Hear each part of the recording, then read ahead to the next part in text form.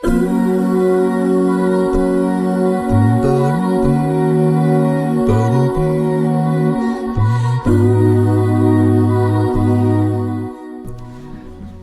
morning, everyone. Welcome to another episode of What About Jesus? Morning? They could be watching this at night. Good morning, good evening, good afternoon. Buenos tardes, buenos dias. Right. I took French in high school. There you go. Oh, okay. Yeah, I don't know. And I don't know that either. Welcome back. It's been a couple weeks. Hope you all had a fantastic Easter. Hope you all got to see some family, hunt some eggs. Yep. Eat some candy. And you're probably still eating that candy. Hey, yeah. I know I am. Yeah. And your daughter's only, 9 months old? Yep, so I get all of her candy. That's right.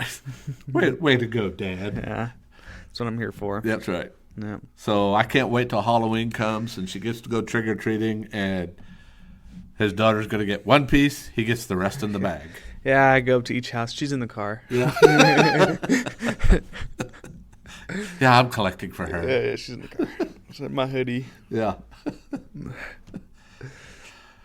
Well, yeah, like you said, it's been a couple of weeks. Yep. So we hope that everyone had a good Easter, a good spring break, if you did get a spring break.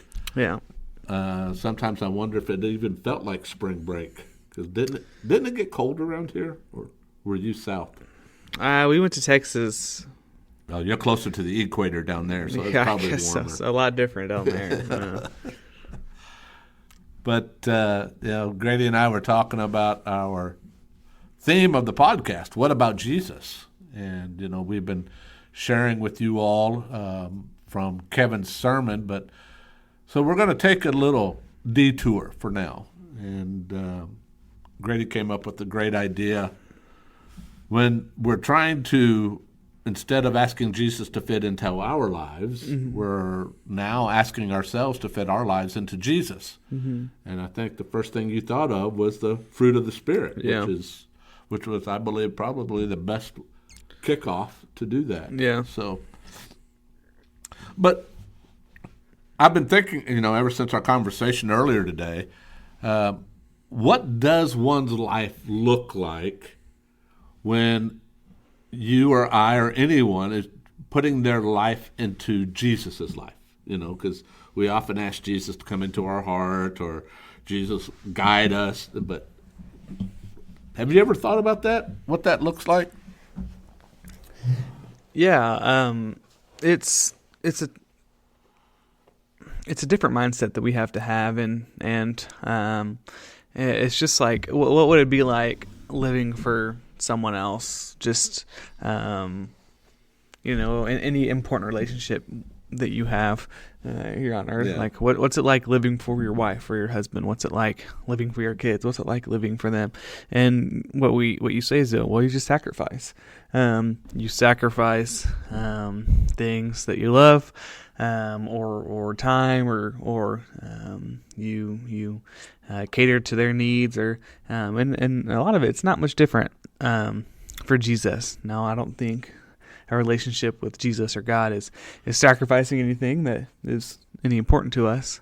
But it does take effort, and it takes a level of, spiritual maturity to engage in his life rather than trying to fit him into ours. Yeah, that's a good point, because, if we're going to fit our lives into Jesus, and you brought up the fact that, you notice how I emphasized you brought up.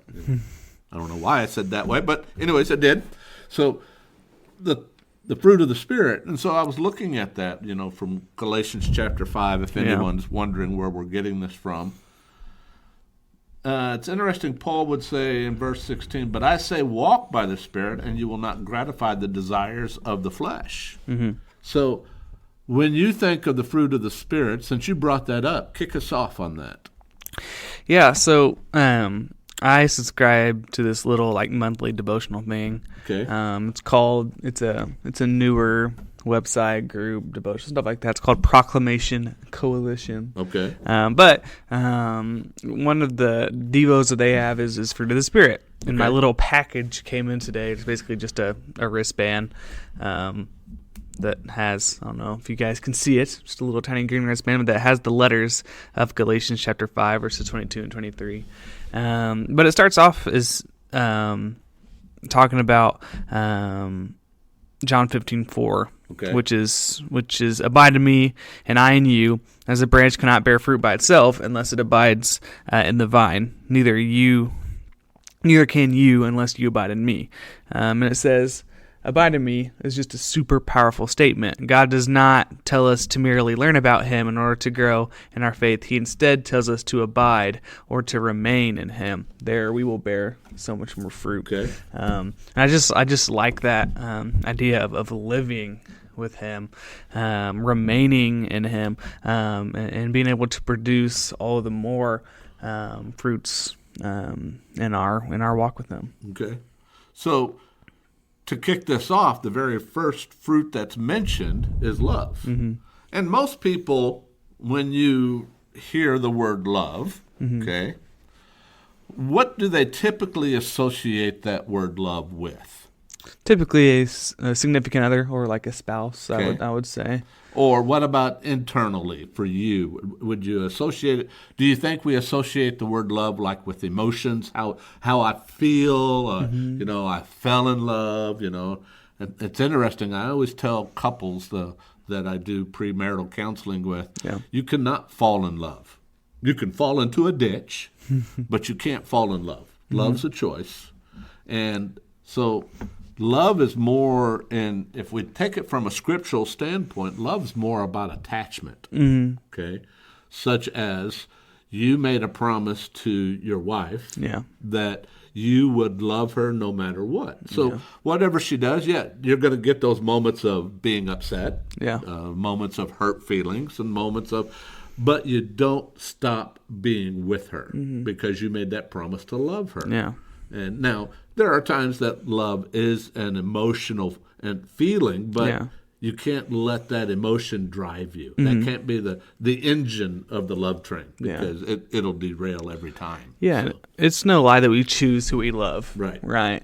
We choose what we love. But, there's every marriage ever, there's days where you wake up and for some particular reason you just don't choose to love. You argue or you let other things that are going on in your life come into your marriage and impact that. And it's the exact same with our relationship with Christ, our marriage with Christ and Jesus and the Spirit, right? Me and Hannah are reading this book. It's called The 4 Laws of Love.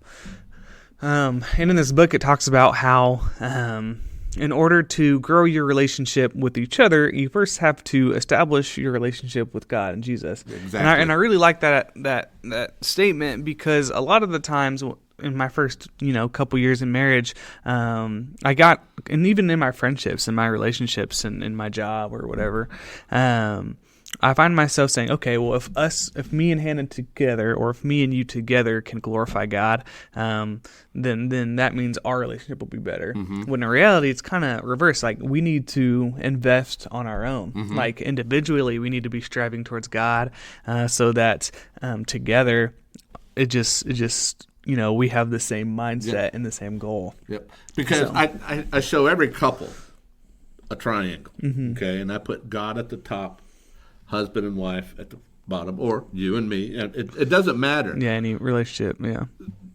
When, like you said, if we're both pursuing God, as we pursue God, we draw closer together. And so, I hope that everyone that's watching this will get that image in their mind to realize, I can remember when I first became a youth minister full time.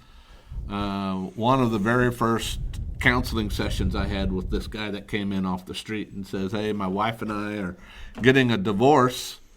And so my first question is, how's your relationship with God? No. And he didn't answer. He didn't come back either. But I thought that was a very important question to ask, because if you don't have a relationship with God, so if this relationship is not working, this one's not going to work. Yeah. So for sure.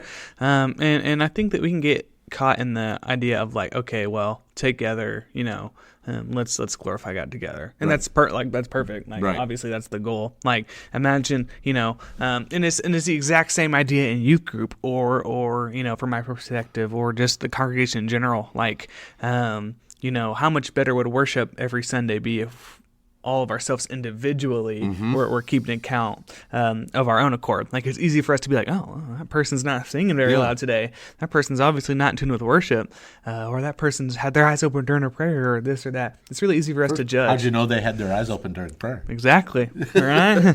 But the only person that we can actually control is our own worship. Exactly. And so if all of us just, again, continue to build that relationship up, it's a group effort at the end of the day, but it all starts with obviously ourselves.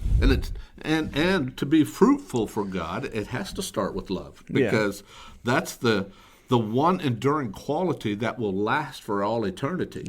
Because you remember, we always go to 1 Corinthians 13 as the love chapter, okay? And he said faith, hope, and love. The greatest of these is love, because that's the one thing.